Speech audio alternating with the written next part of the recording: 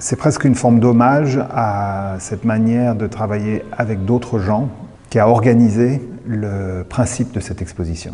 C'est-à-dire que j'ai eu envie de faire une exposition qui s'appellerait « Faire avec », en hommage au fait que je fais avec, que les travaux qui sont montrés ici sont des travaux qui n'auraient pas existé autrement que dans cette forme de collaboration. Donc on a rassemblé un certain nombre de pièces qui sont des films, des œuvres épistolaires, une exposition qui a été conçue au Centre Pompidou à Paris, et on les a agencées un petit peu dans chaque salle. On a aussi pensé à une toute nouvelle pièce qui est une collaboration avec un musicien qui s'appelle Alvin Curran et avec un historien de la musique qui s'appelle Maxime Guiton. Donc cette exposition rassemble des projets autour de ce principe de collaboration.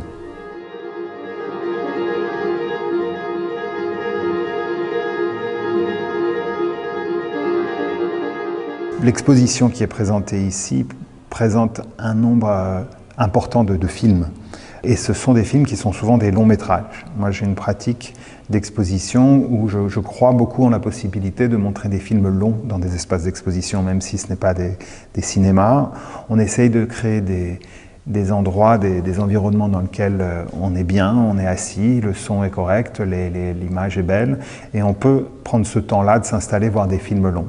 Je ne m'attends pas à ce que le visiteur ou la visiteur puisse voir l'intégralité de l'exposition en une visite. Il y a beaucoup trop à voir, il y a, je crois, 19 ou 20 films montrés ici. Par contre, j'aime beaucoup l'idée qu'une exposition puisse être un endroit où on revienne. On vient une première fois, on voit un film, deux films, on essaie de comprendre l'exposition dans son ensemble comme un concept, puis ensuite on revient. On peut revenir 2 fois, 3 fois, 4 fois, presque comme un multiplex au cinéma où on viendrait voir des films chaque semaine. L'entrée est gratuite au CRAC, il faut en profiter.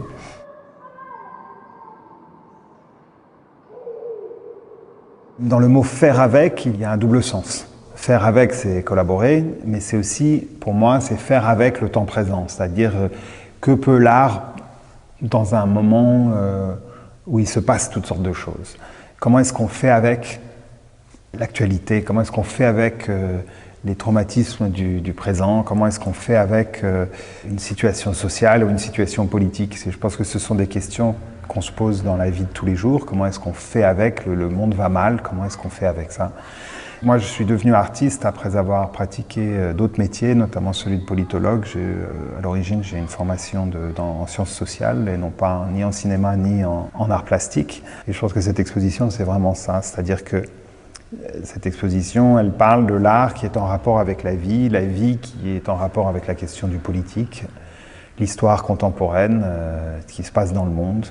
J'essaye à travers ces œuvres de donner à penser, de ne certainement pas donner de réponse, mais peut-être de faire état des questionnements que je me pose et qui permettront peut-être à d'autres de se poser certaines questions face à ces événements.